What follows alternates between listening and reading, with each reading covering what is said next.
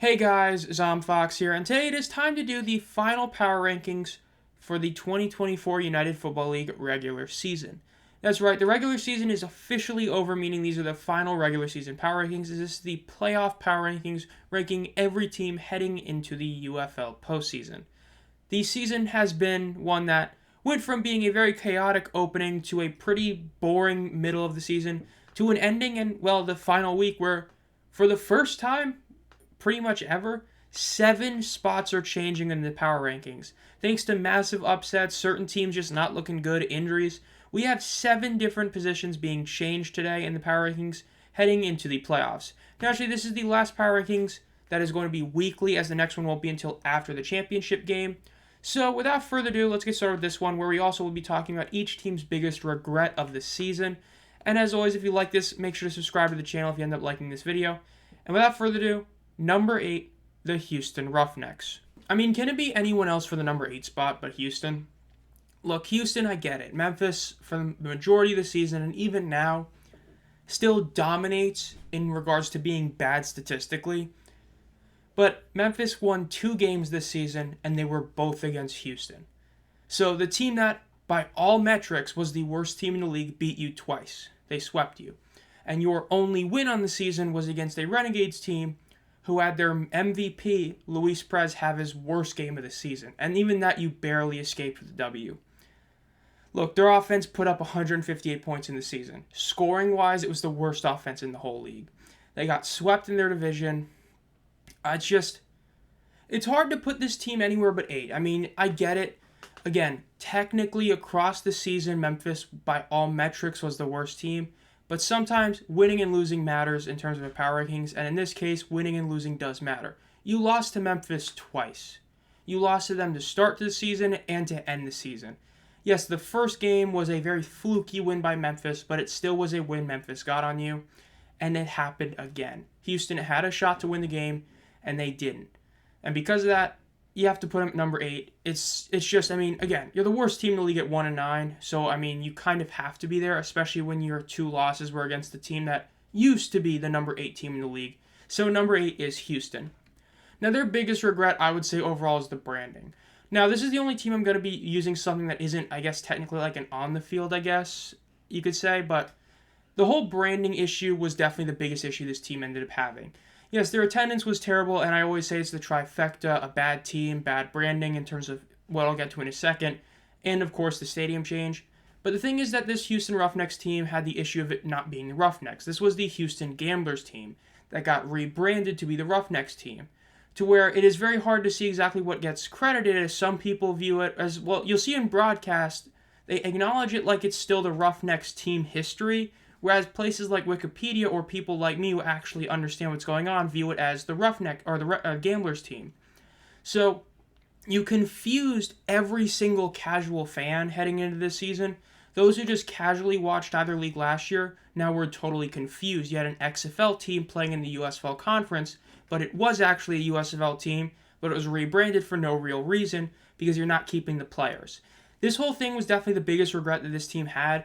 I think if they were to, have hindsight, they would have just stuck with the Gamblers. If you're going to keep the Gamblers coaching staff and players, just keep them the Gamblers, especially when their first season is going to be in a different stadium. It just felt like everything about it just totally flopped, and the biggest regret for them is definitely the branding. Again, a lot of the other issues that could be quote-unquote regrets, starting Garantano as much as you did, that one did suck. Drafting a running back as high as you did in the dispersal draft for no real reason was pretty weird. But at the end, I'd say the biggest regret was overall the branding. Coming in at number 7 is going to be the Memphis Showboats. And now we're back to talking about the team that still finished the season worst in the main, well, I call it the big 4 minus, the overall offensive, TDs and points. Worst in turnover differential at -6. Worst yards per game offensively at 230. Worst points allowed at 264. And the worst yards per game allowed at 355. Look, your only 2 wins were against Houston. When you look at the schedule, you see a week 2 game that you blew basically a 99% chance to win, you blew it. Then you would get blown out by Birmingham, blown out by St. Louis, blown out by Michigan, blown out by Birmingham again, absolutely creamed by Arlington. Technically not a blowout, but if you watched that game, it felt like a blowout against Michigan, then a blowout against DC, and you finish with a win. So essentially across the season, you won 2 games against the team that finished at 8 in the power rankings. You had 1 game that was technically close but not really. Another game you absolutely choked, and then every other game you got blown out. I mean, number 7 is pretty obvious. Look, the issues this team had never got addressed, which we'll get to in a second.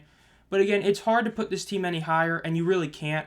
I mean, everybody agrees this team, you could legitimately make a case for them being 8th, which is hilarious because you can at least say Houston the final 3 weeks, played like they actually cared, whereas Memphis didn't and just kind of lucked into the win. But we're going to give Memphis, the 7th spot. They did beat Houston twice, even though they finished as a team that just was so bad in so many levels.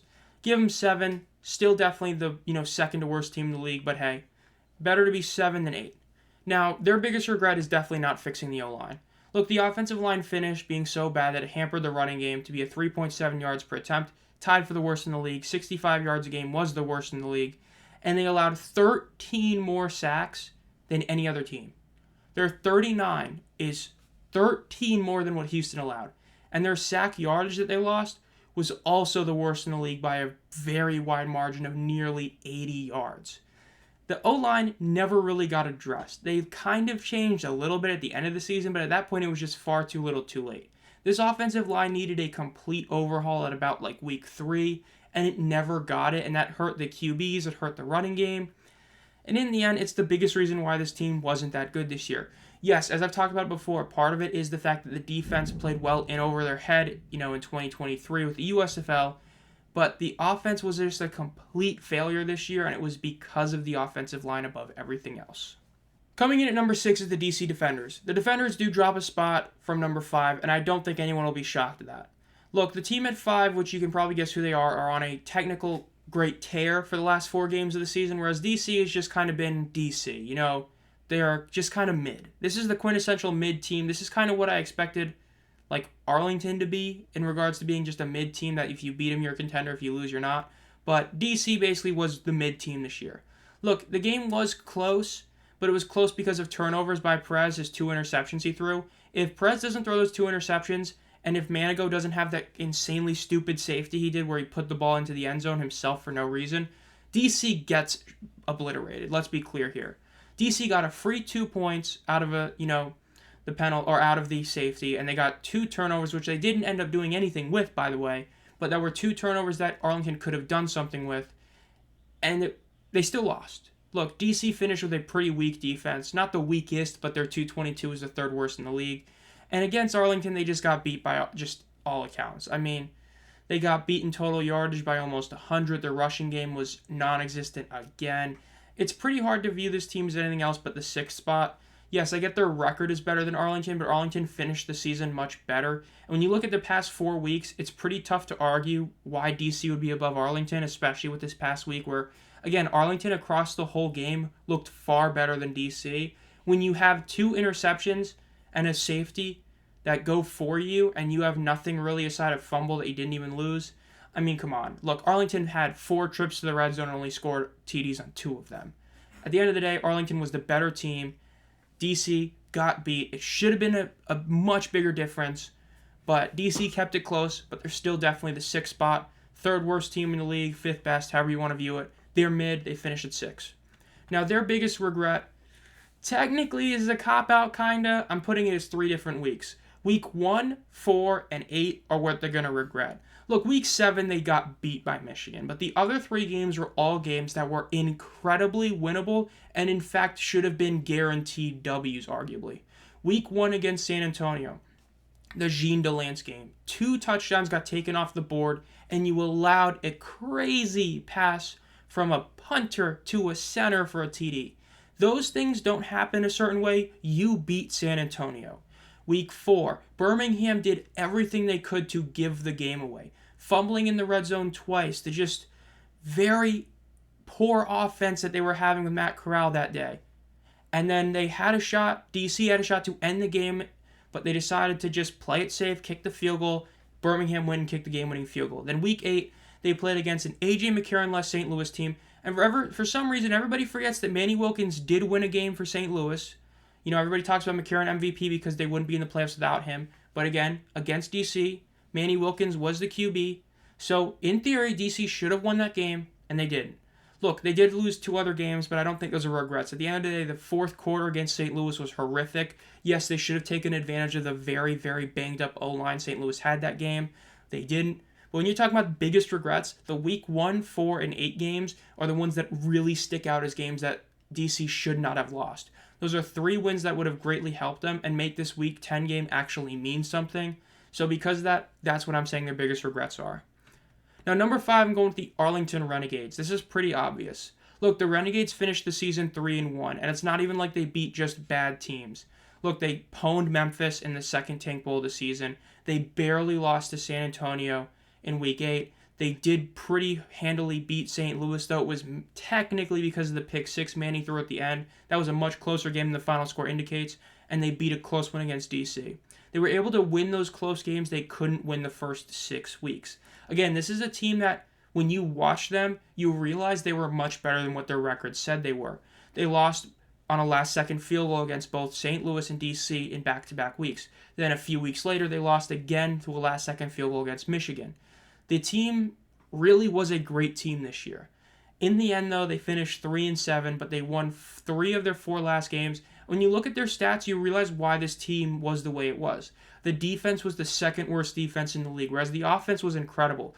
Best passing yards a game, best third down percentage, an insane 48.8 percentage. Even with the -2 turnover differential this past week, they still finished with that crown at +5. They had the best punt net average, and they had the second best yards per game. They were a great team. Their record was much worse than what the team actually was, but they still finished at number 5. They did miss the playoffs. They did lose to San Antonio, so I'm going to put them at the 5 spot.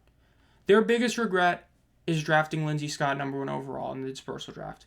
Look, I talked about it before. I get it, certain guys that were picked high, Harris ended up not doing as much as, was expected. But at the same token, this pick could have been so many other players who ended up being great.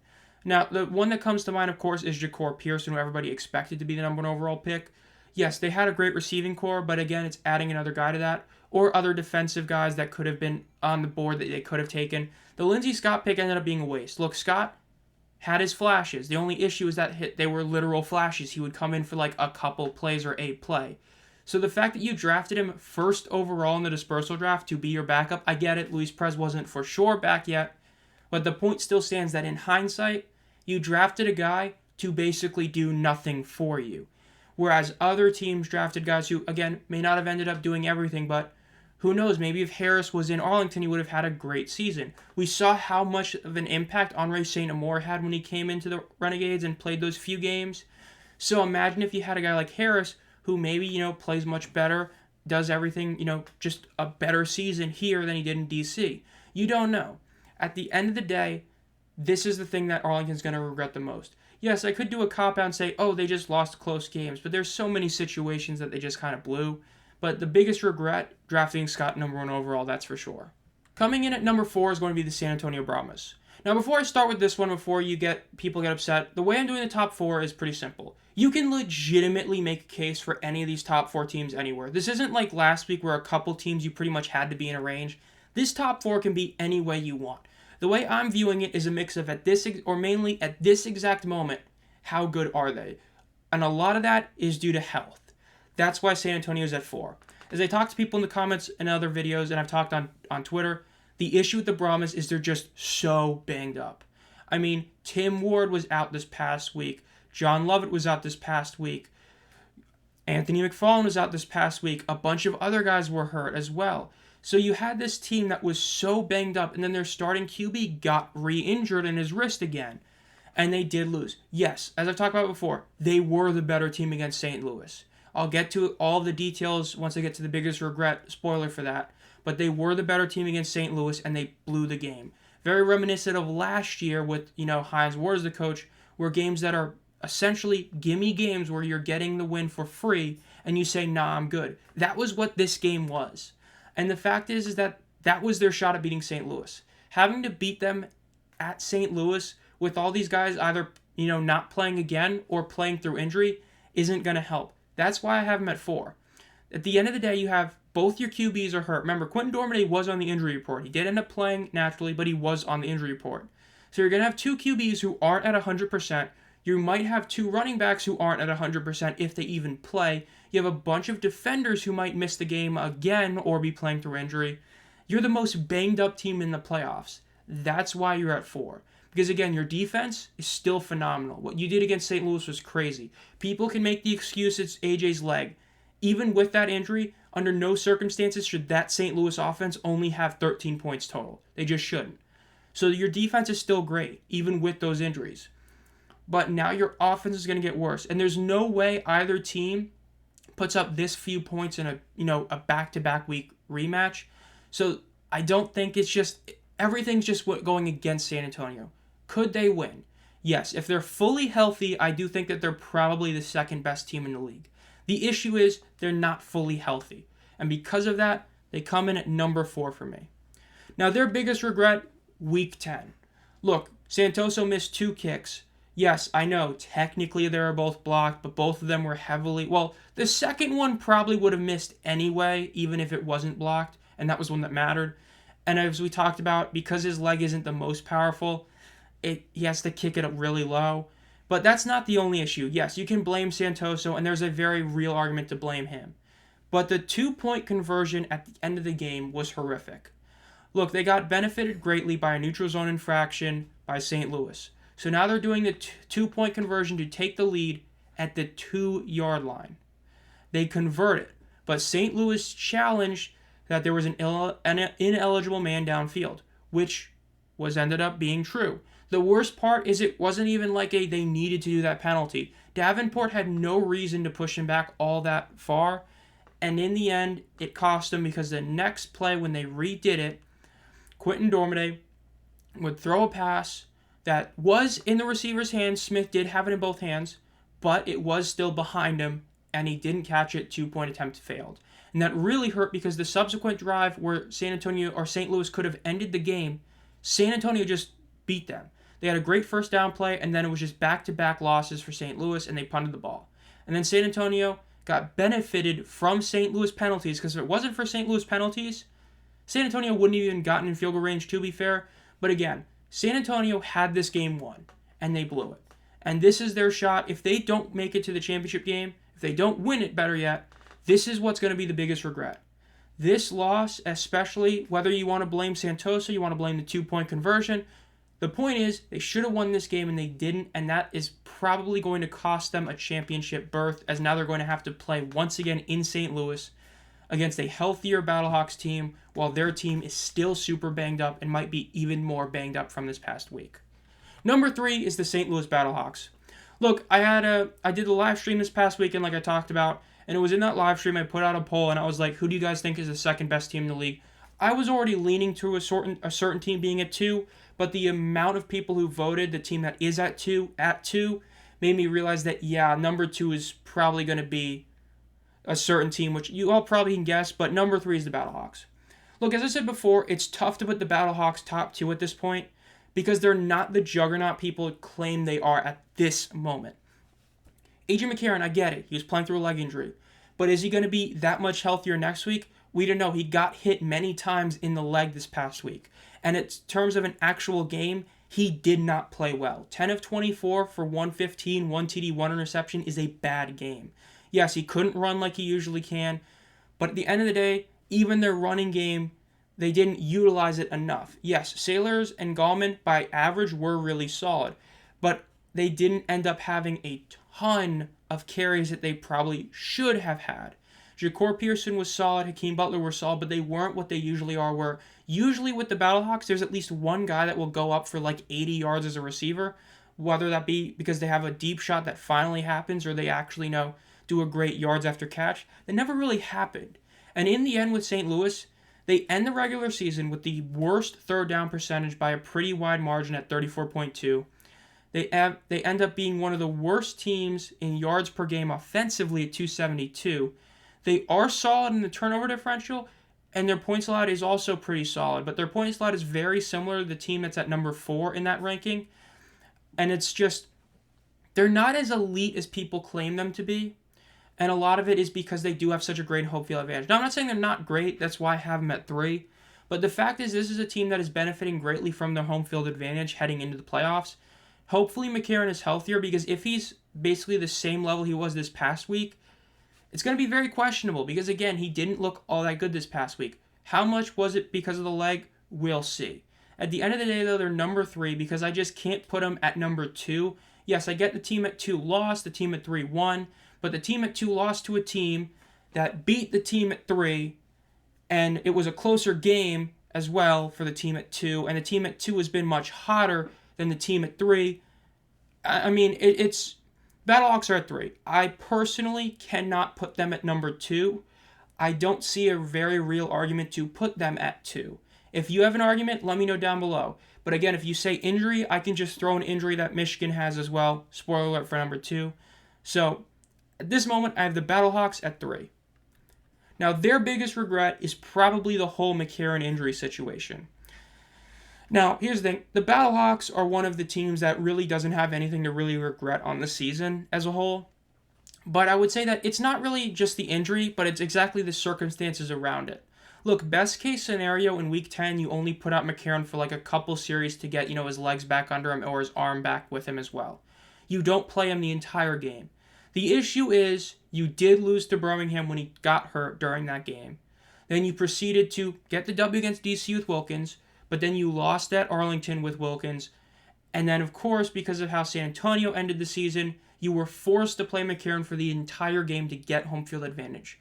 The fact that they played him shows just how much they care about home field advantage and know it's a big deal. Which, again, we all know it's a big deal, but especially seeing them play McCarron despite him clearly being injured, it's a risky thing. It is a very real question about just how healthy he will be for this game this weekend. And if they end up losing, that'll probably be the main reason for it, is because they had to fight for home field advantage in Week 10 instead of having it already clinched. In a perfect world, they beat Arlington, and that puts more pressure on San Antonio, and San Antonio ends up choking against Birmingham, making this Week 10 game not mean anything, meaning that McCarron only plays for a couple of drives. Instead, you had to put him out the entire game. That's probably the only real regret. I can't really see anything else. Yes, you had receivers hurt, but you always had another guy that, was right there. Marcel Aitman was inactive this past week, but it's like, okay, and he's great, but they still have Pearson, Hakeem Butler, and other guys, you know what I mean?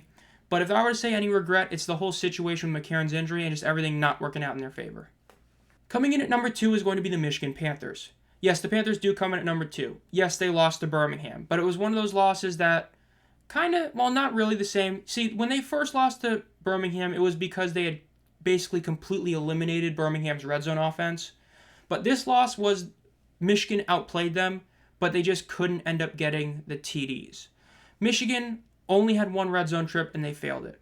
Overall, their offense was more effective. Overall, their team was more effective. But 40 extra yards and 6 more penalties really hurt them.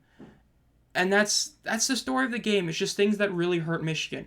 The penalties are the number one thing that really hurt them. They won the time possession battle. They won the defensive battles. They had 5 sacks to Birmingham's 1, 5 TFLs to Birmingham's 1. Whereas, Michigan they were better, but they lost. And that was, yes, part of it because Bates did miss the last second field goal. He just straight up missed it. But of course, it is what it is, right? Look, the running game wasn't all that great, Nate McCreary, Toa, and, they were the 2 running backs for this game. And with them, Perkins, the little bit he played, and Etling, none of them were insane on the ground. None of them were bad, but Nate McCreary's 17-yard long. You get rid of that, his average drops a pretty decent amount, same with Toa. And so they didn't really have the running game they've had the past few weeks. And then COC Mariner, once again, had an awesome game.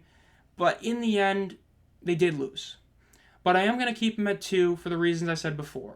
They put up a much better fight against Birmingham than St. Louis did. Yes, the DC situation is real, but still, especially defense versus offense, Michigan did a much better job than St. Louis did. Michigan, overall, the past, we would say 5 weeks, has looked much better than St. Louis the past 5 weeks. Yes, you can blame injury, but again, Michigan is without Marcus Sims, and of course, Matt Colburn did not play in this game. So, those are some big, points of, well, if those guys are back for Michigan, Michigan is going to benefit a lot from them. So when you use the injury card, Michigan still is the more injured team in terms of the big players. Yes, I know Cole is a big injury for St. Louis. But Michigan, they got very close to winning, whereas, St. Louis kind of lucked into the win. So I'm going to put Michigan at 2. I do think they're the second best team in the league at this moment. When you account for the fact, yes, they are hurt, but as long as they can get those guys back for the playoff game versus who St. Louis can get back for the playoff game, Michigan will be fine.